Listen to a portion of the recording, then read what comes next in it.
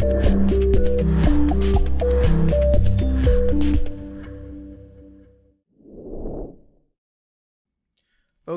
let's talk about DNF Duel. Day 0, Day 1 critique, analysis, whatever the fuck you want to call it. I'm not going to drag this out too much because first and foremost, it's not enough to go on. And I don't mean just because the game just came out, but because the servers don't fucking function and I've barely been able to get any matches in. Then they tried loading in CPU opponents for people, which, hey, not a bad idea. But then they stopped doing that for maintenance. Then the maintenance ended, and then I'm back to not being able to connect to jack fuck all. Oh, wait, did I mention they didn't put a training mode in here? You know, that thing that is like saying, hi, I'm a human being that needs to breathe air. Fighting games need training modes. I don't care if it's a fucking beta. Jesus Christ. You can't even look at your command list without having it loading up on your computer or your phone in a PDF while you're playing the damn game. There's some oversights, obviously. Server stuff, hey, you had to test them. We all know there's going to be issues. My problem begins and ends with not having a training mode. I don't like showing up to a gunfight with a knife and no pants. Moving on. All right, so in the DNF dungeon, in the DNF Duel demo, the characters you can play are the Berserker, the Inquisitor, the Grappler, the Striker, the Ranger, the Hitman, no, not that one, Vanguard, the Dragon Knight, the Kunoichi, and the Crusader. Now, I would love to give you a detailed explanation on all these fucking characters, but there is really no point to even trying to bullshit something like that. I'm sure there's somebody online who has to make content, and I get it. It is what it is. You got to do what you got to do. Well, you don't have to make content when you don't know shit yet, but generally speaking, it's a good way to have filler content until you can get something more meaty or the full game in your hands. I am mad at you guys. Keep doing what you're doing, and shout out to Sonic Fox. He may take over this game just because it's got simple controls. Who knows? He's been doing pretty good with Strive. But I digress. So I'm just going to go down the list, and I'm going to tell you what I've experienced and talk a little bit about the game and how it's set up. First and foremost, there's some weird hybridization going on with the combat system. I'm feeling like almost like I'm playing Smash Bros, or at least the combos remind me of Smash Bros, minus the frantic jumping everywhere that kills your hand and gives you fucking arthritis at the ripe old age of 15. And also elements of traditional Guilty Gear, by which I don't mean Strive. So, first and foremost, the speed of the game varies depending on which character you're playing, and even if they're fast, there is actually a hit pause, not to be confused with a hit stun. Now, a hit pause is when the game itself specifically stops you from moving and the character and just lets an animation happen before the stun triggers based on the strength of the move. For instance, a light attack might have somebody not doing nothing for maybe a half of a second, right? But a hard attack could knock them to the ground, trip them up, stun them, or just blow them back and they are unable to act for a good maybe 4 seconds, you know? Something like that. But see, here's the cool thing too. Snapped away, as those who survived Thanos' snapping will put it, are the days of complex inputs, dragon punches, the down backs to down forwards. Are they available? Yes. Do you need to use them? Absolutely not.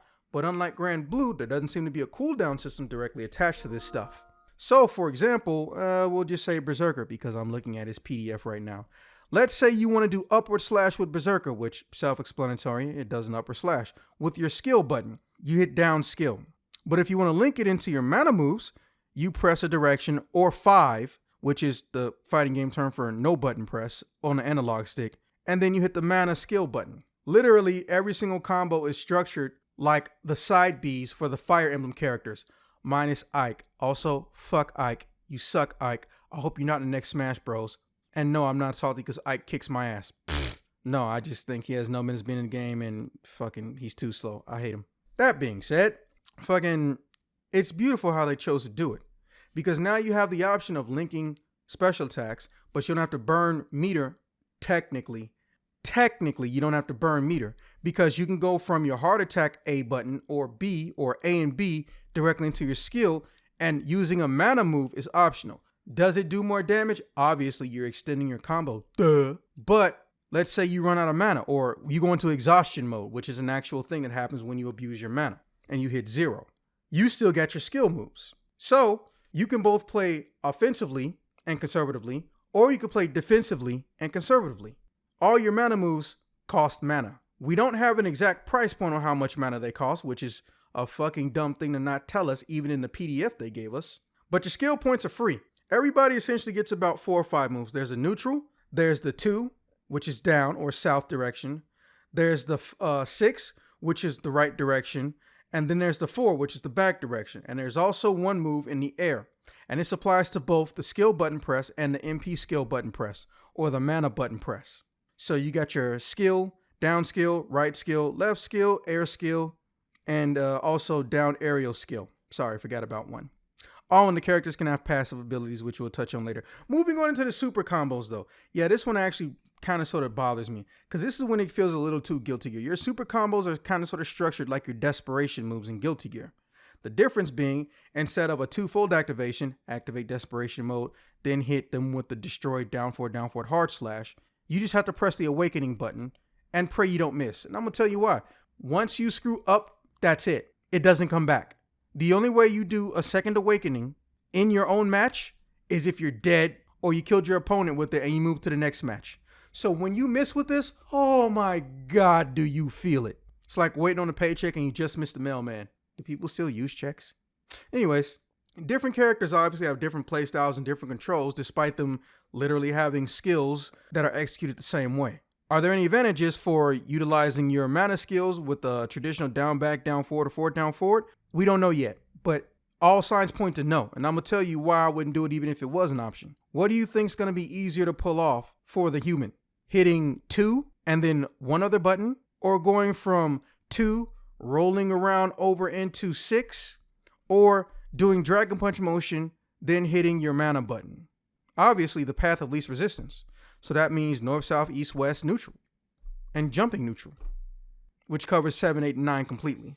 Also, every character has a unique passive skill.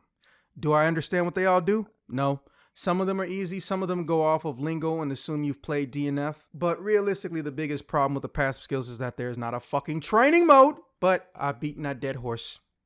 I haven't super comboed it, but I've beaten it enough. So I'll just tell you a little bit now about all the playable characters, and I'm going to go in the order based on, well, practically nothing. First and foremost, Berserker has got a very interesting range because he goes between close range and mid-range depending on the move he uses. Most of his moves do not, in fact, hit mid-range, or it has a little bit of a lunge to it. So you have to be very careful with him because he's one of the types of characters that has a slow startup. So it's very easy to find yourself in positions where, well, you're negative a few frames and the person you're fighting is like, well, you're about to get freed up. It's just that simple. Also, well, he has blood-related moves. So even if you weren't doing energy burn moves, because, you know, you have the option of spending your own HP when you've run out of stamina in order to do moves, he can do it regardless. But that also ties into his character and his mythos. The Berserker is a character from Dungeon Fighter who basically is letting the powers of his demonic arm from his demonic infection run rampant. And some of his moves cost his own soul, his own lifeblood. So that's pretty character accurate. Not even going front. The Inquisitor, possibly going to be the most annoying thing that anyone could ever face online, and is a piece of shit and I hate them. But I also acknowledge I do really well with them, which I know it sounds very weird to say, but it's true. Let me tell you a little thing about the Inquisitor. They have a button that everyone's going to hate that leads into a special attack that everyone's going to hate. It's called Burning Wheel. I would love to give her the burning finger every time I've had to deal with this move. Burning Wheel generates a flaming wheel that does about 12 to 15 hits. It takes so long to come out of that move, the Inquisitor has enough time to move left and right into you, or wait for the move to finish, which causes a slight pop-up and knockback, but a very small one so she can easily catch you, and do literally any other move on her fucking list. And since the combo string usually goes from A and B, aka normal attacks, your fast normal attack, your hard normal attack, into a skill move, then to a mana move, it's pretty much a combo reset. Is there a trade-off or a negative to it? Hell no. It's even a fucking defense wheel too. You know somebody's coming at you from the air, you can't do nothing, you can get them off you. You got somebody back into the corner, well guess what? You get mana, they gonna stay there with that burning wheel. So now you can just experiment with different ways to open them up or do chip damage rivaling a basic skill combo with no mana skill intervention. Burning Wheel is going to be one of the first things that ever gets nerfed in this game, and you can count me on that. Because the only way they don't nerf Burning Wheel is literally, and I stress this, literally if this damn thing, if the people who make it somehow go blind, deaf, and dumb simultaneously. That's the only way. She uses a polearm axe, and expect to see polearms coming up quite a few more times. But despite her having a less of a range, being a smaller character than someone like the Crusader, she has a cut-in dash, which is literally called cut-in dash, that can also link into cut-in bash. But here's the thing. There's a small gap in time where if, let's say, somebody whips something, you can literally go into any other move you have on your list because you'll come out of the activation and the game will just treat it as a dash with no attack animation connected, and you can trigger something else. However, I recommend the follow-through because ain't no way in hell you're going to figure out the exact timing and get it right with 100% accuracy at this point in time in the game's lifespan, which is, well, day 0. The rest of her moves are pretty much, well, they're very interesting. She has a fucking firebomb she can toss your way. She can literally throw holy water at you, which is a weird thing to say. But her axe moves come out extremely fast. So, making contact with her may cause a reset attack. Now, for those who aren't sure what that is, because it's not a common term, because I don't know what the traditional term is, a reset attack, at least for me, is when two moves collide and the game resets both characters to their default positions. See, here's the thing. Most of her moves are disjointed from her own hitbox once they've been activated or they're in the activation frame. So, let's say she does cut-in dash, but when it gets to the cut-in bash part, which is when she swings the axe, you accidentally hit it and it just resets her back to her normal. Well, guess what? Burning Will's coming out. Because it doesn't matter if you hit me, I got you away from me and you're taking stupid chip damage and whatever other chip damage I can throw in by hitting you while you're blocking Burning Will. Or you didn't catch it, Burning Will comes out, and there goes 40% of your HP bar. I wish I could say I'm joking, but I'm not. This character's going to be a dick. Her passive ability is called Cold-Hearted Inquisitor, which gives her MP recovery after using an MP move. After using an MP move begins sooner. Interesting. Did they phrase that right? I know what they meant, but the wording, I don't know. Moving on to someone who doesn't piss me off, Grappler. So for you Zangief lovers out there, and you know there's one of you guys in every fighting game, you're gonna have a field day, and I'm gonna tell you why. This Grappler has literally no 360-degree motions, no SNK, I want to kill your thumbs and your joints motions. Everything is north, south, east, west, and a button. It's fucking beautiful. Does he move slow? A little. However, keep this in mind. A lot of stuff he does, you can hold down from the skill section to change the effect. In fact, yep, confirmed it just now. Every single skill move he has, if held down, changes the effect, or rather the power, in some cases, of his traditional skill moves. The same cannot necessarily be said for all of his mana moves. Most of them, yes, but not all of them. In fact, I believe Seismic Crash does not have an alteration based on holding a button down to change the effect. He is fun to utilize. He's scary to jump into. He's one of those characters where if you make the wrong decision of jumping, because in this game, I believe you cannot block while you're in the air. If you don't already have a character with a long reach, he might show you the ground in ways you would never have imagined. His passive skill is Iron Physique, which reduces the white damage received when guarding. Essentially, it's a defense increase. They could have just said defense increase. Now, moving on to his opposite, but equally as fun, the Striker, a.k.a. Tifa Lockhart, a.k.a. Blaze Fielding, a.k.a. Let's Not Even Bullshit.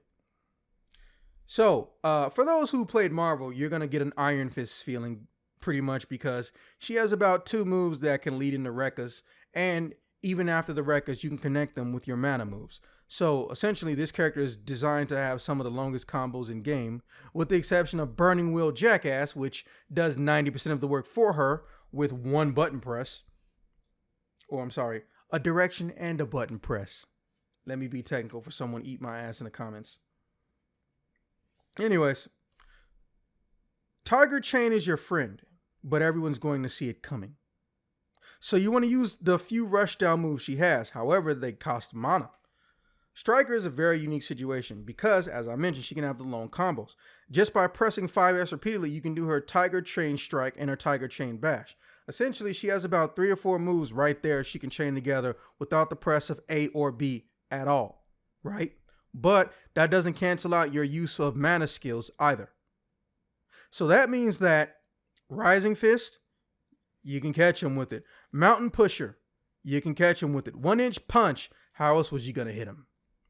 Hence why I said you want to be in breathing distance with this character. A lot of her most powerful moves have a very, very short range. Essentially, outside of Tiger Chain and Mountain Pusher, and maybe to a lesser extent, Shadow Kick or Tornado Kick, you don't have moves that really push your character in. But at the same time, you don't want to necessarily burn meter or put yourself in a situation where incomplete blockchains, because we all know those lead to death.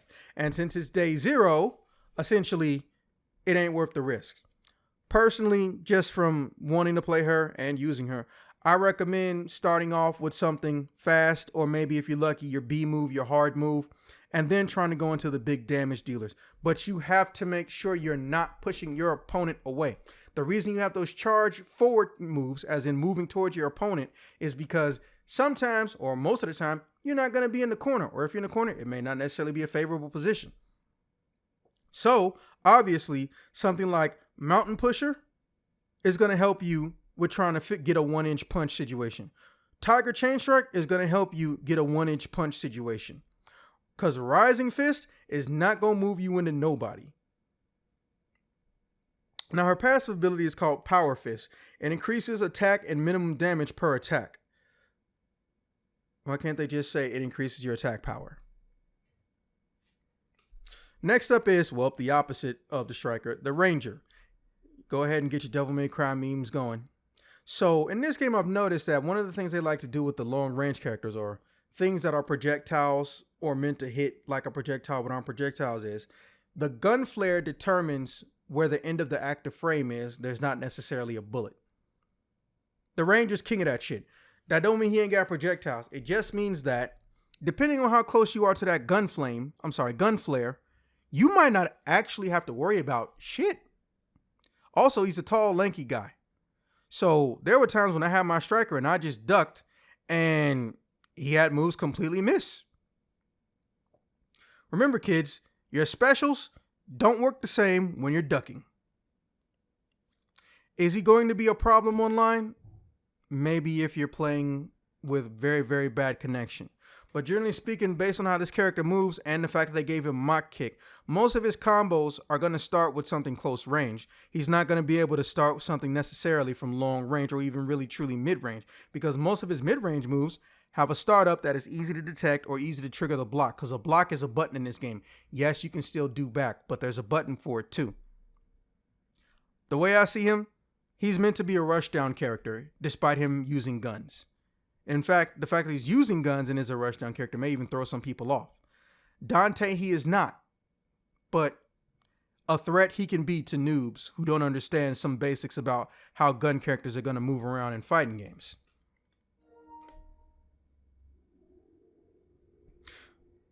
His passive ability is Sudden Death, which inflicts the revenge debuff on opponents upon hit. Do I know what the revenge debuff does? Hell no. Not even going to pretend. You're going to have to ask a DFO player for that. I'm a PSO guy, but I respect DFO. Kind of wish they had more TV shows or more serious TV shows than the one that they used to have. I think it was called Slap Up Party Arad Senkai. How would someone even know that that's a dungeon fighter TV show? Slap Up Party Arad Senkai. Really? Anyways, next up is Hitman, but not Agent 47. So this guy kind of sort of fights like Dante as well. But the Dante you fight in cutscenes where he's using his sword and his gun at the same time. Because God help Capcom if Dante did a combo where he shot a gun and then slashed with a sword one after the other. God help you. He's actually got some of the same benefits as Ranger, but, you know, not as fast. A lot of his, well, for lack of a better term, most of his light attacks do involve him shooting his gun. But as I mentioned, the gun flare determines where the hitbox and the active frames are going to be.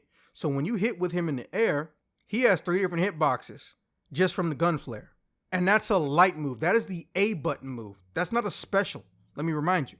However, when he pulls out the sword, you will notice a speed difference with his moves. This is a character who's meant to, if I could say, be so bold, almost perfectly embody the gameplay style they're reaching for. Ideally, they want you to poke somebody with a normal A or B, then they want you to do a skill move, and they want you to go from that skill move into a mana skill move, because the mana skill moves may have a harder startup or not come out as fast, and there's your opening to be able to utilize them. Or they have a long animation, which means you're going to be free because you fucked up and you missed or you whiffed or they blocked. This guy can teach you why you want to pay attention to what moves come out first, just due to his difference in speed between him using his machine gun and his sword. I like him. I recommend him for new people or people who are just new to fighting games. Now, his passive skill is called Battle Command / Shattering Strike. It's actually a pretty cool name. Allows the move Shattering Strike to be used. After using various MP moves, Shatter Strike comes out. Do I know what Shatter Strike looks like? Probably not, because I'm pretty sure most people don't even know how they activated their fucking passives in the game.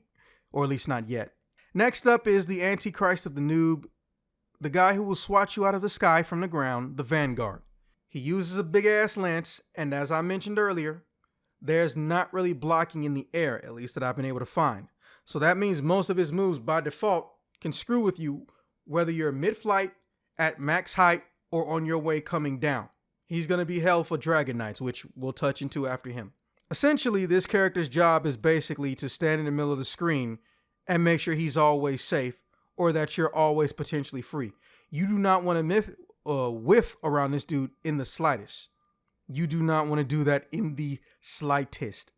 That being said, his brandish ability is a little bit unique. I don't know how to describe it essentially, but he has some moves that will only come out after you've triggered brandish. Essentially, I think that may mean that he eats up more mana gauge than most people because he has a set brandish activation, which is a mana move, before he can go into 3 of his other moves. Crescent Slash, Dreadbore, and Behead. They are only coming out during brandish, but I didn't check to see if they also eat meter, but since they're in the mana skill section, I'm assuming they do. His passive ability is Demonic Lance Mastery. It increases the amount of guard gauge depleted when attacks are guarded against. Essentially, he gonna fuck you up because he can increase his chip damage. And also, I'm pretty sure that applies to his basic skill moves too. So, yeah, there's no losing. This sounds like something you want to activate as often as possible. Essentially, you're never not doing more damage or increasing their chance of getting a guard break. Everybody loves a guard break. On to, well, the fucking worst person to go up against a Vanguard, the Dragon Knight. Now, for those who aren't sure, this was one of the last trailers to come out before Kunoichi.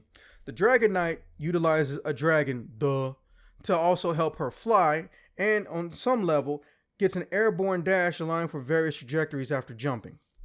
Yes, I got that statement from the PDF. Sue me.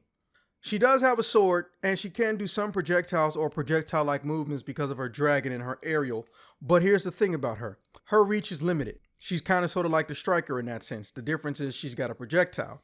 She has to get in close if she's going to do any damage. Excuse me. And most of her attacks, or at least the mana ones, involve the dragon in some way, shape, or form. But don't take that to mean they're going to reach full screen. Essentially, her skills are for close range, and her dragon stuff can really be thought of as something for mid-range. She is very, very fun to use, but you have to be careful when you're in the air, which is supposed to be your specialty. Essentially, the way I would use her is if you only want to use air to escape something on the ground, or it's a low-hitting move because you know by the time you get up there, you can activate another move that can lead into a combo you've learned. But again, this character, depending on who you're fighting or how much they know about your aerial capabilities, it could be a nightmare. She feels very not noob friendly. Her passive is called Dragon Force, which increases the amount of MP she recovers. So essentially, she can hit you with her hardest moves more frequently. She's got some benefits, but she's got a lot of drawbacks. Next up is the Kunoichi, the oldest cliche to ever come out of the East Asian region of the world. She can teleport, but they call it a substitution. And it's a limited substitution, but it's not necessarily a bad thing depending on how you use it. And the best part, it's a skill move, meaning you don't have to pay meter for it. I predict this character being a threat online for one simple reason. Any and all whips can be punished by her, if timed correctly. because if you know they whip the move before the activation even finishes, she can teleport directly above the character and dive down with an aerial move or use her A and B, aka her hard and fast moves on the come down, then go into a skill, then go into mana skill, then go into awaken. She's a genuine threat. And much like Inquisitor, who pains my ass, she has an equally as annoying move, but I somehow am less agitated by it. I'm not sure why, maybe because it takes up less screen real estate. She has Flame Tornado. Yes, it's a mana move. And it's, well, literally what it says. However, it goes forward a little bit before it stops. And yes, it can pick up characters and carry them. And since your character can double jump, I believe she's the only one who can double jump, she actually can continue and follow this thing up. She also has ground moves, or moves that literally target the ground. Not sure if she can hit people while they're on the ground. I really want to test that out. For instance, her Toad Oil Bomb is, well, exactly what it sounds like. A toad comes out looking like Hypno Toad from Futurama, and he vomits a fire bomb, not a fireball. It moves in a small arc in front of him, and it burns the ground a little bit. She can both play keep away, but also be in your face. Essentially, you have to figure out which side of her move list you prefer most. This is what I mean about playing conservatively and defensively, or defensively and conservatively. Almost everything she has on her skill section, well, besides the projectile, they're really meant to be done up close and personal. Or they get you up close and personal. That would be the Ninpo La clone, which, like I said, does a substitution, teleports you above them. However, on the other side, fire elements out the ass, special attack ranges, mid-range stuff. But again, as devastating as this stuff might be, or as easy as it is to create setups, it costs mana. Essentially, I don't know if style shift would be the correct term, but they found a way to have a style shift, for lack of a better term, with every single character in here, based on what you prefer. It's very Blaze Blue-like in that sense, but Blaze Blue was a little bit more crazy. I'm sorry, a lot bit more crazy and technical with it. They basically whittled down a lot of elements or erased them completely, and I genuinely like what they're doing. Her passive skill is called Nin Boost, which increases the speed of binding Nin and decreases the MP consumption of Nin-bound moves. Do I know what that means? Also no, because on this page, the only move that's called Nin anything is the substitution. But at the same time, the fire elements may somehow be Nin moves, but what do they mean by Nin-bound moves or binding Nin moves in that case? Again, it's day 0. I don't have all the answers, and I'm not going to pretend to. And lastly is the Crusader. Thor. He's Thor and fucking Urian. Quote me on that. Besides being one of the slowest characters and the biggest characters and having one of the best ranges because he's tall and got a pole arm fucking hammer, which would even give Thor envy, this guy can put up a barrier wall where an opponent can be stuck on the inside of the barrier with him or the outside opposite of him. Literally no one else in the game can do that. He also has a projectile and he also has a rushdown move. Oh, and he's really good at swatting people with anti-airs, whether it's intentional or not, depending on where you are in your jump animation. Not to mention his swing radius, because this dude's like, I think 6 foot if he would be in real life, and has a pole arm that's like, well, also 6 foot, is somewhat ridiculous. The biggest issues, if you can call them that, is that a lot of characters, if not none of the characters in this game, have super armor. So if somebody reads you like, say, the Kunoichi from halfway across the screen, even if the move theoretically was going to hit, or if you just wanted to put out a wall, she can teleport right up to you, start a combo, ruin your life. But you're a Crusader. You ain't got to hit people too many times. And you can, well, trap them if they're heavily into evading you, which a Kunoichi would be. I won't say they thought of everything with this game and these characters, but they made sure that no matter what build, no matter what combo string length, and no matter what speed your characters move at, you have options that can help you, close the gap between your differences, or at least the physical difference on screen. I honestly feel like they're heading in the right direction, especially with the fact that your special moves can cost meter, or you can choose for them not to cost meter. Yes, it's true that, your bigger moves at the end of a combo do more damage, but how much scaling is going to go into effect? We don't know. What if there are certain moves that you're not better off using, the mana moves you're not better off using at the end of a combo because the scaling ain't worth it? Or you'll take the scaling because it allows you to get a reset, much like the Inquisitor and her flaming, burning wheel of death. Seriously, that move is too fucking good. If I had to rate this game, or demo, let's call it spade a spade. If I had to rate this demo outside of the server hijinks, I would honestly give it like an A, because their system is easy to understand, it's easily explained, and You do not have to have complicated motions. And, well, I hate to say it, but even a button masher can come up with some seriously dangerous combos if left unchained. I don't know how you did it, DNF. Well, I know how you did it. Years of practice and learning. But the direction you're moving this game in is something I look forward to seeing. And I look forward to possibly consider making content about it. Not necessarily the beta, but the full game. I hope there's a good story mode, or at least, a really, really cool attempt at a story mode like you did with Grand Blue Fantasy. And, hey, I wish you guys the best of luck. Go add a fucking training mode, though.